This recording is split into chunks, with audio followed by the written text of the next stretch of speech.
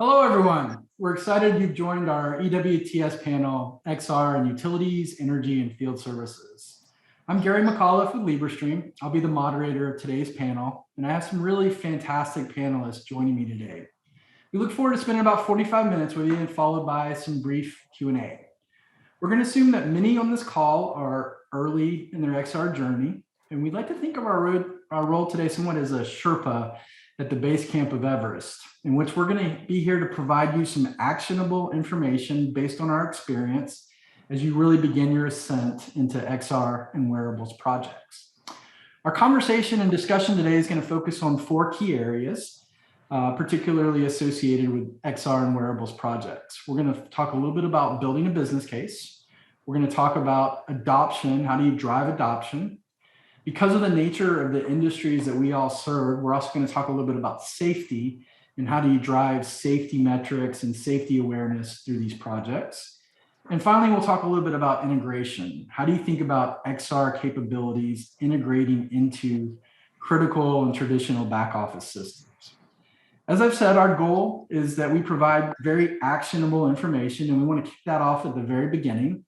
So what I'd like to do now is I'd like for each of the panelists to introduce themselves, their company, and their role. We'll do a really quick high-level overview of some of their XR projects. And then I'd like for each of them to actually provide kind of one nugget of advice for our attendees, particularly those attendees that are just getting started on their projects. And I'll kick it off. As I said, I'm Gary McAuliffe. I lead the global utility sector for Librestream. We provide a XR knowledge platform, really supporting both wearable and traditional devices, aimed at the 80% of the global workforce that does not sit behind a desk. So we're not really focused on those in the carpeted spaces, but really more the concrete and dirt and asphalt of the front lines of the industrial sector.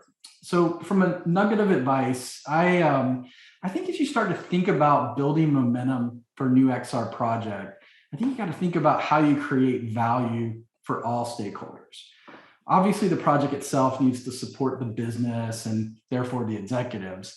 But I think you need to think about, how do I create value for mid-level managers, your customers, your partners, and particularly your frontline workers? And I'll just give you one quick example.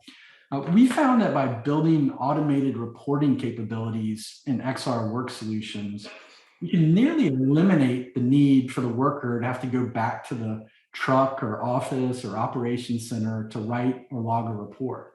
It's a huge benefit for the frontline workers as they're leveraging XR capabilities to simplify their work. They can also simplify some of the elements of their back office task. We found that to be a huge benefit. David, I'm going to let you go next if you don't mind. Why don't you introduce yourself and tell us a little bit about what you've been doing with Schlumberger?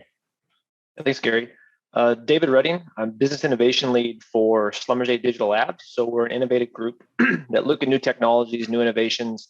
And I've had the pleasure to look at kind of immersive tech, wearable technology for the last several years on various projects, and have been a part of EWTS since 2017. So again, excited to be back this year. And I think the 2 pieces of advice I'd give in the beginning, and I'm going to cheat and give 2, would be focus on that. If we go back to the first analogy, right? Focus on the Sherpa, on what their needs and wants are as you build out that solution, because ultimately that's the person that will be using and adopting this technology. And without their buy-in, it becomes very difficult. And the second would be, XR is a growing space. Understand the need of what you're targeting, right? Whether it's virtual, augmented, assisted, it's very important to understand the differences in what particularly you're focused on. So again, excited to be here, and thanks. Yeah, thanks, David. That was awesome. JB, you want to go next? Yes, I'm JB Farage. I'm the Global XR Solution Manager for Subsea 7. We design, transport, and install pipeline and subsea structure from the seabed to the surface. I've led the introduction of XR first with VR in Subsea 7 in 2018, and then AR, augmented reality, alongside with also 3D scanning capabilities. And if there's one nugget that I want to leave the audience with today is just to start learning about 2 keywords, change management. Because if they haven't already learned about this, you need to really start and over-communicate about what you're doing within your organization, because we tend naturally to under-communicate. Yeah, that's great. Good advice. Wesley, how about you go next? Sure. Thanks, Gary. My name is Wesley Bausch. I'm an Innovation and Technology Project Manager for Southern Nuclear Company, which is a subsidiary of Southern Company. In Innovation and Technology, we're a part of engineering, but our primary focus is to look at our customers, the functional areas within Southern Nuclear, and bring them solutions, and also interact with the industry itself to find new solutions to bring back to improve plant operations and again, address issues that we see across our operating fleet. I've been in the group for about 19 months now, so this is only my second trip around the the devices, and specifically with XR/VR. Right now, our biggest project has been deployment of an assisted reality, the RealWear HMT1 device. We've been working on that since I've been in the group and deploying that in different use cases. And then we're starting to dabble a little bit with virtual reality too, to improve training, basically create training environments where they can run through the whole process without necessarily being in the field and being around the safety concerns that we have. I think to build off of what David said, I think David focused most on the people part of it. I think another key nugget for diving into a project like this, whether it's AR, VR, XR, is to look at the processes too that are used within the company. Know what processes have worked best for deployment of a technology like this in the past, and really work with those people, benchmark the people that have had successes utilizing those processes. Every company, of course, is going to be different at the methods they use for communicating, piloting, and deploying a new technology. So just look for what works best for you and understand all the avenues that you need to address to deploy a technology like this. Yeah, that's great. Thanks, Wesley. Zachary, you want to finish this up? So I'm Zachary Wassenberg. I'm with Burns & McDonnell. I am a product manager here. Burns & McDonnell is an architectural engineering construction firm, primarily in the infrastructure business. I have been leading our wearable technology initiative for the past 5 years. I also help deploy an enterprise-wide RealWear deployment with some software around video calling and inspection and auditing use cases. We deployed that in the midst of COVID with a fleet of 70 devices. It was massively successful. I've had the pleasure of also participating on the innovation team here at Burns & McDonnell. And if I had to give a piece of advice, I think my piece of advice would be you have to realize that you as a participant of EWTS are an innovator, you're a forward thinker, and you're an early adopter. Your users will likely not be like you, and you really need to sit down with them, understand their pain points, and think about the day that they live in and that they maybe don't want to implement some new device. And so you really have to have a sticky use case for them to grasp a hold of, and it has to fundamentally solve a problem that they're seeing every day. Yeah, that's great. Thank you. I think what I want to do now, I want to go with a round of questions. As I said earlier, we're going to talk about some kind of major topic areas, but David, if you don't mind, I'll start with you. You really helped initiate a lot of the XR and wearable projects at Schlumberger, but you've to some extent moved into a new area. I'm curious, talk a little bit about kind of new areas and technologies and how you see XR and wearable capabilities integrating into kind of the next new thing. Sure. And I guess I'll start off with, I think, even when we see the big releases around these large deployments, everyone in this space is still learning and we're still growing. So I think collectively we can all help each other kind of along this journey of where to target and where to look to help, drive the adoption and deployment of wearables. And certainly we still have a ways to go as well, right? But it's never too early along that same line is to look a little bit farther ahead. And I think as we start to have more of those connected devices or want to reduce some of the process, we look to leverage heavily on the device itself, right? And whether that's computer vision or some machine learning to start making automated decisions for that worker to start to reduce some of the workload, I think is a key area. And along that topic would be knowledge transfer, right? So that we're able to capture the information and make use of it versus just a simple step-by-step, work instruction that's kind of been in the past. And of course, continuing to evolve and support remote support. I think we're in this day, as we all know, being remote will probably be part of our workforce and our jobs going forward to some capacity. So it continue to enhance those functionalities and features will be very, very important. But there's so much room to grow in this space, and it's very exciting. Yeah, it's great. It's funny. I'm sure everybody was hoping for a conference in which the COVID factor was not discussed, but it's to some extent it's hard not to. I think every conference we've all been to in the last 18 months, obviously most have been virtual and most have kind of required it. Thinking about COVID a little bit, JB, obviously you and I've talked in the past about how COVID may have driven or was a key catalyst in some of the initial days of some of your projects, somewhat by necessity. Talk a little bit about the COVID factor, kind of how it propelled some of your projects and how you hope to maybe maintain some of that momentum going forward. Yeah, sure. So we have, in Subsea 7, we do a lot of projects that are international. So as soon as COVID hit, we had to have different inspection and different maintenance to be done across the globe, and people couldn't travel. So it forced that necessity that you're mentioning is key. Like people realized that we had to do some to evolve in a way that we were working. And so this is where we had a big push in demand for everything that's assisted reality with devices just like the RealWear HMT1 and the HoloLens 2 as well. And that necessity obviously forced us to have some pilots in place, which was good because then you kind of set up your structure, right? So if you have a necessity first, then the pilots, you have money, you have funds and budgets that get unlocked at that point. Which then all that together kind of drive the visibility of what you're doing. And this is why you need to communicate on what you're doing. And we tried to get these successful stories and back to to make sure that the end user also understand how beneficial it is for him to change his ways of working. And that he doesn't have to travel now for 2 weeks or a week and a half abroad, but we could have somebody locally with a piece of kit of hardware that remotely ask the expert about a visit that he has to do or something like that. So it's once you get that visibility to all the stakeholders throughout the chain, and you share with them the results, and you share with the rest of your group, usually this is where you get some traction.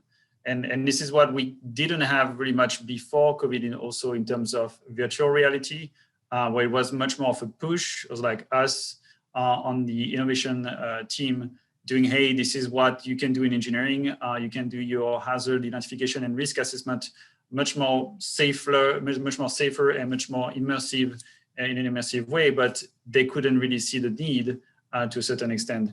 When AR started to come, and with COVID, they immediately see the need for the assisted reality for remote inspection and remote maintenance.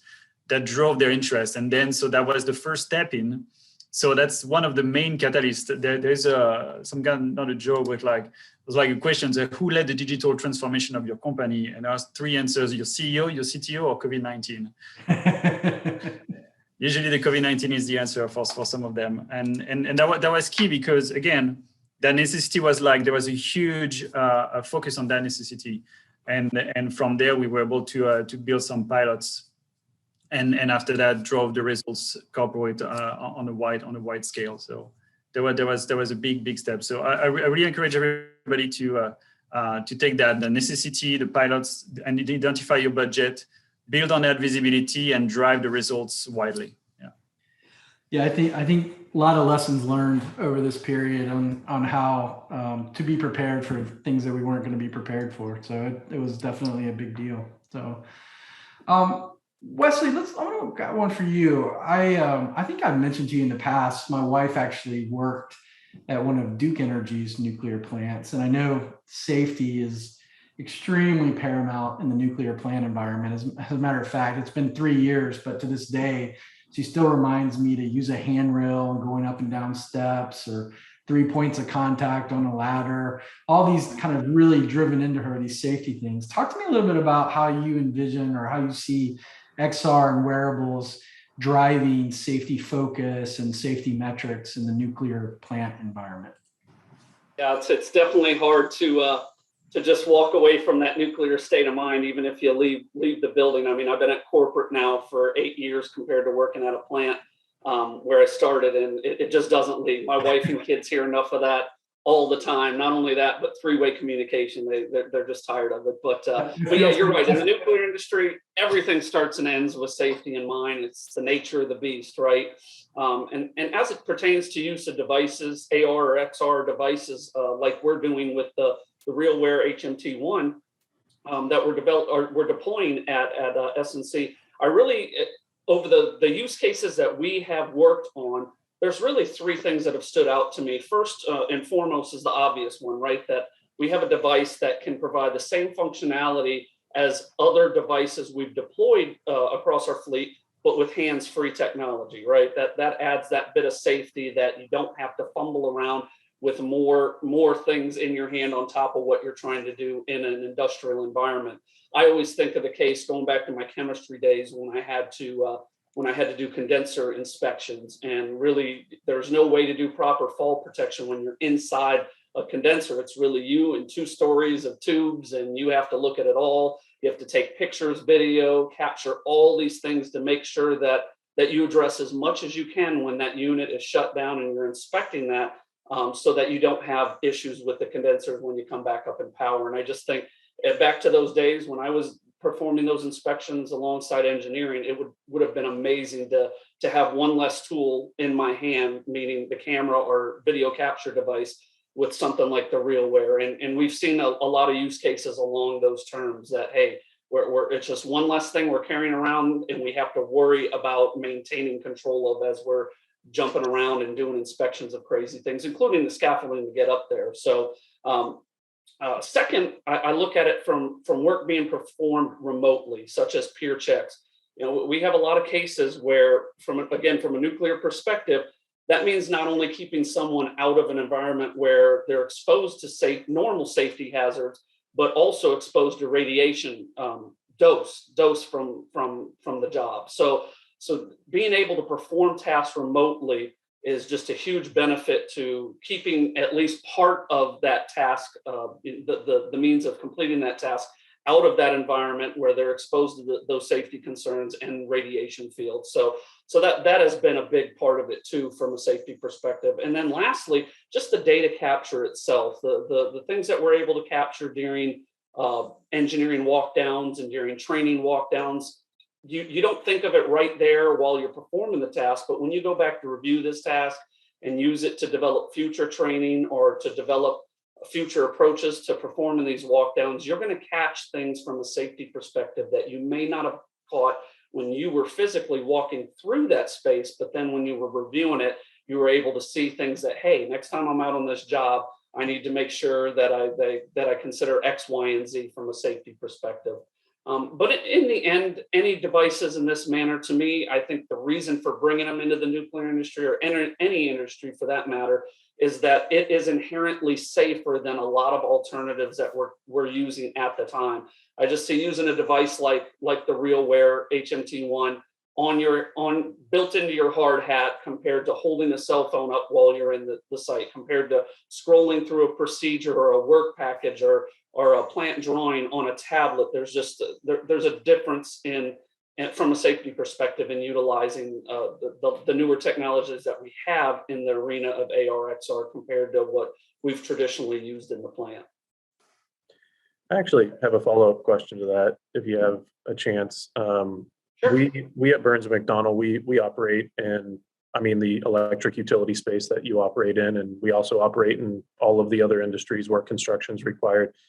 I often at times get asked by our customers about the safety concerns they have around wearable technologies.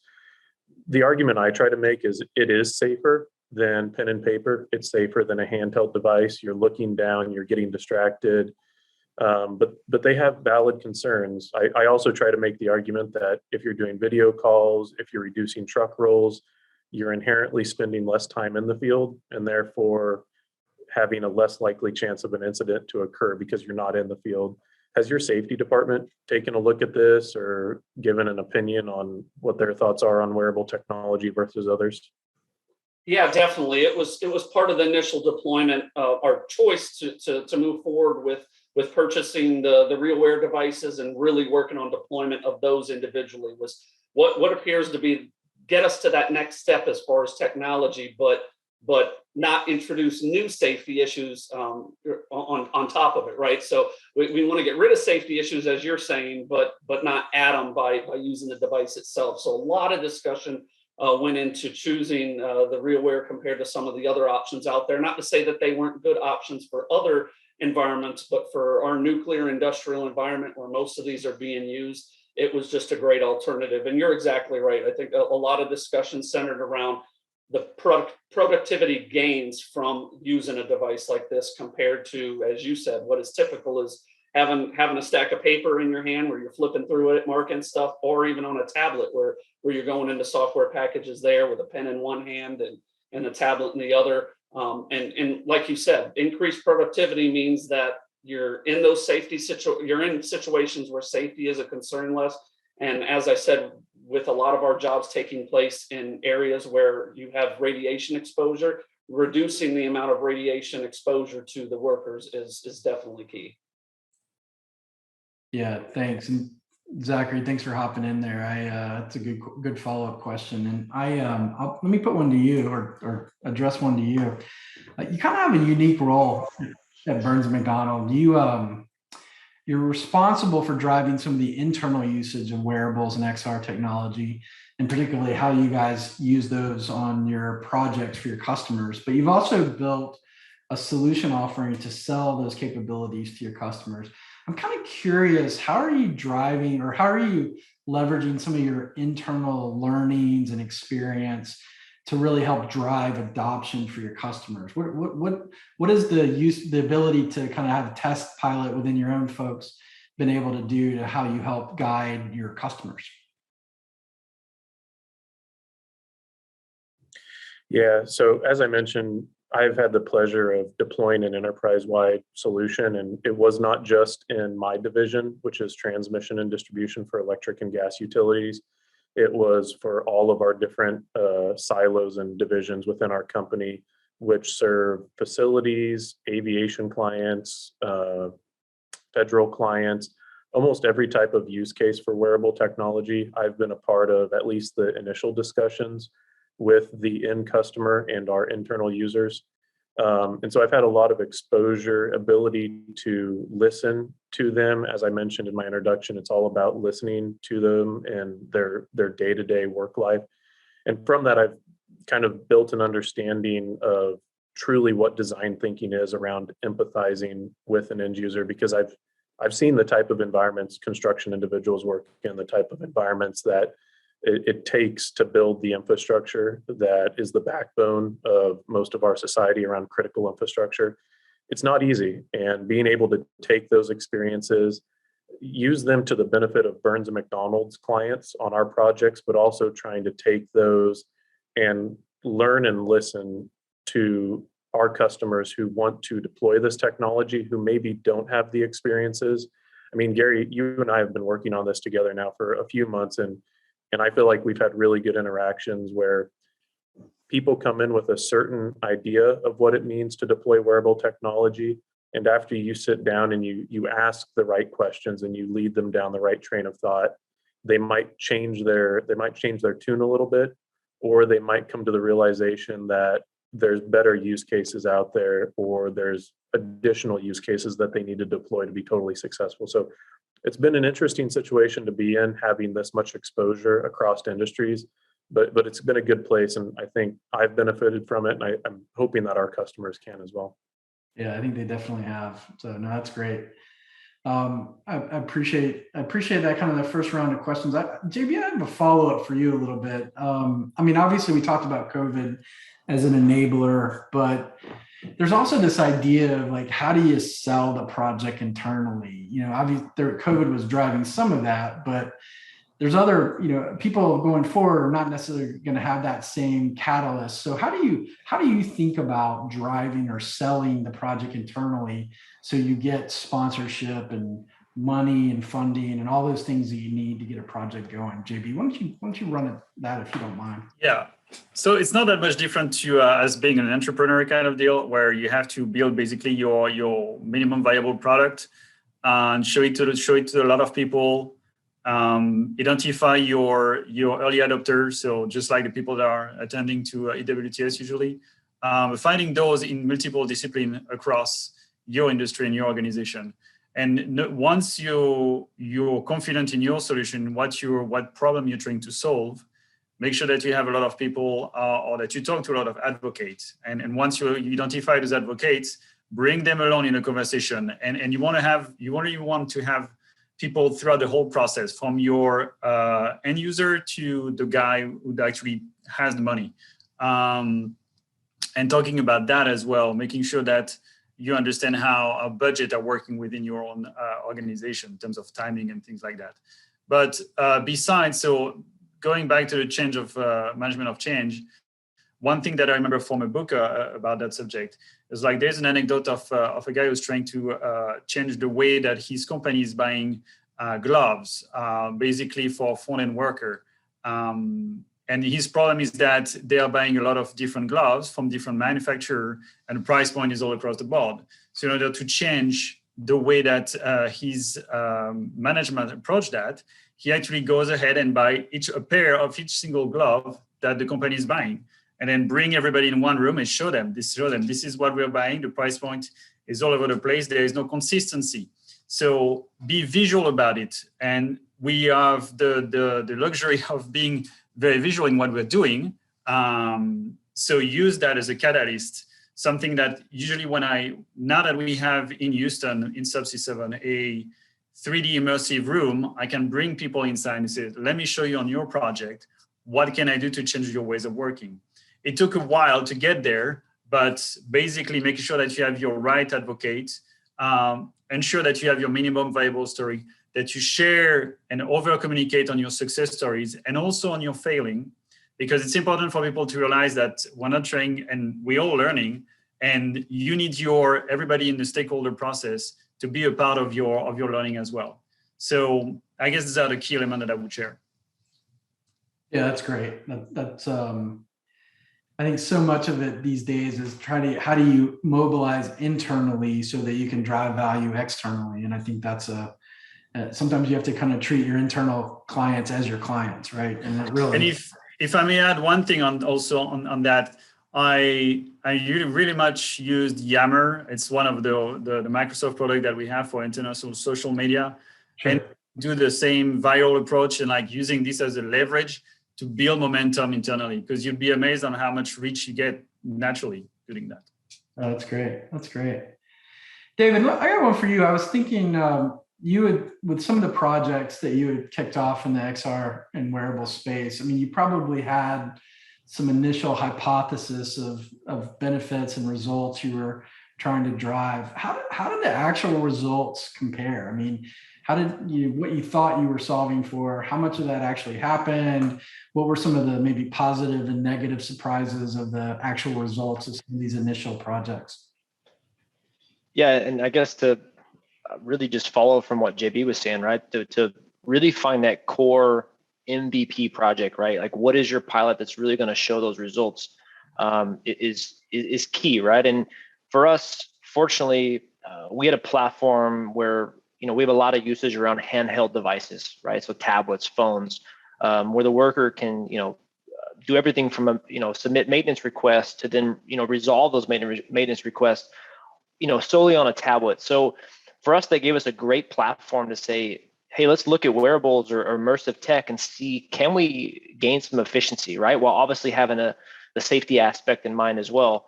And so that was our initial focus, and we saw some great results, right? We saw some efficiency gains up to around 40%.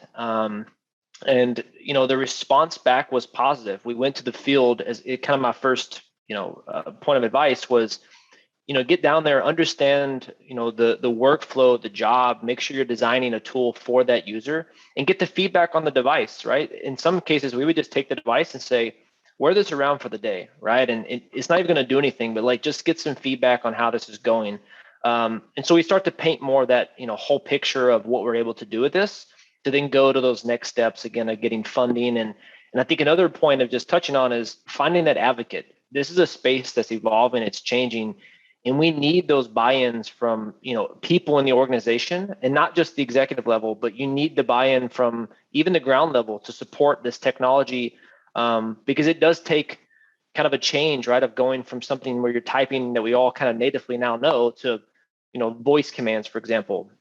But to summarize all that, and what's kind of funny is in the beginning, we didn't even think about remote support, right? And I was like, who's going to use this? Why do we need this? And, obviously, I think the rest is history. COVID brought that, to the forefront, and it really fast tracked our adoption. And fortunately, all the knowledge that we had with trying to deploy the devices in the work instruction side allowed us to very quickly support global operations, from a remote support standpoint. We've had the pleasure of working with the Librestream teams and had some fantastic results.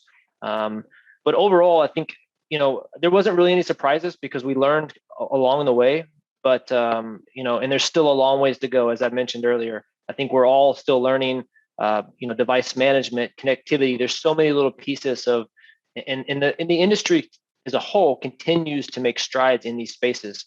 And again, I think collectively, any industry, any group, we can all share information together and kind of how do we support each other to continue to grow this initiative and deploy it through our each, respective companies. So.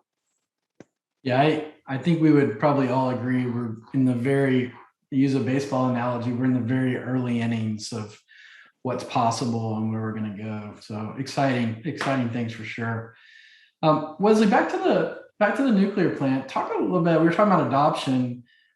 What were some of the challenges that you saw, or some of the challenges that your projects had as far as adoption or other things that you saw in the early days that you might, offer some advice on how to circumnavigate or at least be aware of? What would you say some of those things look like for you? Sure. Yeah, I think as I kind of started to say in my introduction, you definitely need to understand all the avenues, all the support groups that need to be involved with deploying a technology like wearable AR, XR. And I know JB and David have both hit on the buy-in part of it as you're building a business case, but the support part of it's just as important. You can get the buy-in and be displaying the technology and do some demonstrations and start pilots, but you need to make sure all those other boxes are checked so that you can really get it out in the field and use it. And I think for us, that included a lot of different departments. I mean, you have IT support. I know Zach said he had to do most of the stuff himself for his deployment, but we had them for network configuration, and they helped us with device management. You have engineering that did technical evaluations for us for radio frequencies and EMI. You have radiation protection, which again is nuclear specific, but to discuss radiation control considerations with using a device in these types of areas. Security, using it in certain areas of the plant where you may or may not capture what we call safeguards information. And then last and most importantly, something, Gary, you and I talked a lot about last year when I was really getting into the depths of doing additional pilots across the fleet, was the legal aspect of what software packages you were using on the headsets, on your wearable technology. And really those two things, security and legal, were the biggest hurdles I have that really weren't totally vetted by my predecessor. I think he started working on them, but it took a lot longer to get through those than I would have initially thought. But in the end, security really was an easy answer. It was really very similar to how we treat any other device, electronic device that we take out into the field that could capture safeguards information. It really is an end user responsibility that, once you take ownership and you're using a device like this, it's in your hands to ensure that you're not using it in areas that are restricted. And then, like I said, the legal aspect, we defaulted to one particular software package that was already being utilized on all our computers and tablets in Southern Nuclear's fleet. And we did that just so we could get something usable, so we could start that virtual, or basically what we're doing now on Zoom, and start the remote assist and remote access part of it. And that was just a huge hurdle to cross, to make sure that when that data is being transferred from someone that's in the field at a nuclear power plant that it's not able to be intercepted, it's not able to be recorded and end up in the hands of someone we don't want it to end up in. So again, focus on all the things that will go into an adoption of this outside of just those groups that you're focusing on being your end users. And really, like I said, outside of that, JB and David hit really heavy on adopting a technology like this. Build your business case specific to the benefits that a wearable device will give you above what you already have deployed. Nuclear is famous for, we've always done it this way because change brings experimentation, and that's a bad word to use in the nuclear industry. But in the end, when you're trying to deploy something new and kind of out there like this, you really need to have that strong business case up front for how to adopt a technology like this. So you get that initial buy-in, you get that initial momentum from one or two work groups, and it kind of trickles out from there. People will see it being used and will say, hey, I know where this can be adopted in my functional area for use. So yeah, just work at how that business case needs to be shaped to get to reshape the minds of those people that are, we've always done it this way people. Yeah, obviously in these critical infrastructure industries, that security elements are going to be a critical thing. And I think we all would want it to be that way, right? So sometimes from a project adoption perspective, it can take a little longer and the projects, go a little bit longer. But I think obviously we want to make sure that we are protecting the critical infrastructure, from unseen risk from foreign and other challenges. So yeah, no, definitely. That's right. And Gary, I just want to say one more thing. I think from an innovation and technology, our department standpoint, what you said is what needed to be captured. We call it operating experience. From a project management standpoint, you might call it historical information, but our deployment plan for this device and other governance has captured these learnings that, some of those last hurdles that, like I said, we didn't necessarily at first think, oh, these are things that we need to consider with this technology, but knowing that it's something that you're going to be in the field using in the manners we're using it, we're capturing it there so that the next time a project like this comes along, or we look at upgrading the way in which we use our wearable technology, we'll have these covered up front. Yeah, absolutely. No, that's great. Thanks, Wesley. Yes. Zachary, you and I have talked about this a good bit in the past, and I'm kind of curious. We talked, as I said earlier, one of the key things we wanted to talk about was integration. Obviously, there is benefit to integrating XR capabilities into other critical systems. How do you think about that from a utilities sector perspective? What are you recommending to your customers as far as integrations? Should you do big integrations up front? Should you get a project moving and then think about it? How do you see integrations into, say, back office systems that might provide relevant input into XR and wearable use cases? Yeah, so I look at it more than just even the utility industry. It's all industries. Almost every industry has some digital backend, either work tracking system or asset tracking system. I don't recommend starting to budget for an integration. It's going to be possible multi-million-dollar integration projects. You have to have scale for that to pay off on a return on investment. We've had a great conversation about how to properly scope and identify minimal viable proof of concepts. But this should be something that is your end goal, right? Because you're building use cases that are going to add a layer of value to a given task or to a given department or division within your organization. And that value at the end of the day needs to flow up to the backend system.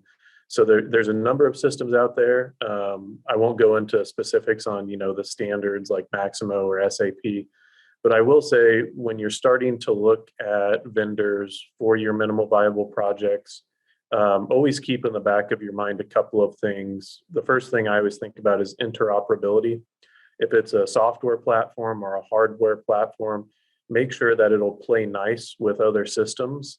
Not every technology out there will work that way. Not every software platform will work on all wearable devices. It will only work on a couple of specific hardware units. Maybe 100% wearable deployment is a little bit unrealistic. Maybe you're only going to see foremen or lead on crews have the devices for the first 5 years. So maybe you need to have a platform that works on handheld devices as well until you can get full adoption of wearables. So interoperability is important. And then the other thing that is a little bit more difficult to sanity check is APIs, which are really going to be the backbone for any integration. So from an API standpoint, this is where you're probably going to want to get your IT involved, because not every API is made equal. Different APIs, some are more mature. Some are very early in their infancy, and they can barely do some of the most basic tasks that you need them to do when it comes to sharing data between two systems. So think about that. If you can validate it up front with your MVP, that's great. But maybe you'll go down a journey like Burns and McDonnell did with our software vendor, where they didn't even have an API, but we loved their technology early on. And we worked with them on developing that out because we knew there was such a strong use case there that it was worth working with them on developing it out. So just keep that in the back of your mind and understand that that's going to add significant costs down the road if you have a vendor like we chose to go with, where the use case was worth it. But maybe your vendor, you've got some surface level use cases, and so maybe they need to have a more mature API if you're going to integrate with them. So those are some of the more technical aspects of an integration that I always recommend on, but that's going to be down the road a little ways. And that's something where it's useful to have experience of a couple of pilots and maybe a larger scale deployment under your belt before you really start to scope out. Yeah, that's great. I think it's very similar advice. You want to get some quick hit benefit, but over time, at the end of the day, these capabilities have to integrate into the other systems that are critical to the business. I think we're kind of running out of time. I kind of had one question. I'm going to throw it out there. Anybody's welcome to hop in and let me know. I was thinking about, from a project perspective, is there anything you would do different this time if you were starting fresh? I mean, if you're an advice to somebody that was just getting started, anybody, and I won't pick on anybody unless somebody doesn't step up, and then I will. But anybody have a thought on something that they might do differently if they were to kick off a new project in this space today? I think personally, I would engage with IT a little bit earlier than I did. That would have made things a little bit easier, I think, in the long run. That, and I would also, one thing I guess for the audience more than anything else, reach out to me or to anybody on the panel to get any more information if you want to on the different, because we have done several things in that space. So feel free to reach out. This is how when I was in EWTS the first year, I reached out to a speaker, and it was a huge help to guide me through some of the hoops. So I guess that will be my piece. Yeah. Yeah, that's a great one. Anybody else want to hop in or? Sure. I know JB has mentioned in the future being prepared for failure or of an approach. That's how I consider it. Be ready for changes of approach. Maybe not necessarily failure, but changes of approach. I know my predecessor initially started a lot with kind of a grassroots approach to this. Go to people at the sites that he knew were going to be great advocates and get it in their hands to start using it. I kind of took more of the corporate down approach. Get the corporate people and the peer team, engaged with the product and let them say, hey, this is definitely something that we could utilize in our department, and then work down. So I think just be prepared for different approaches, and just to kind of be willing to test out what will work the best for getting it deployed and making it stick at your site. Yeah, that's a great one. I think we're going to wrap at this point. I thought the panelists, I think you all did an awesome job. You were great Sherpas today, guiding particularly those who are getting started. Per JB's point, I would highly recommend that you reach out on the EWTS panel to all of the panelists. I mean, the EWTS platform and website to reach out to these panelists, connect with them on LinkedIn. I think they would be glad to help you. And candidly, there's probably some on the call today that may be able to help them and to help us. So we look forward to making that super interactive. So thank you all for your help on the panel today. Thank everyone that's on the call. We are excited that you've joined us today. It was a fun panel. I was really honored to moderate, so really appreciate your time. I am going to do what I would describe as a shameless plug to conclude today. I'm actually doing an EWTS presentation tomorrow at 1:30.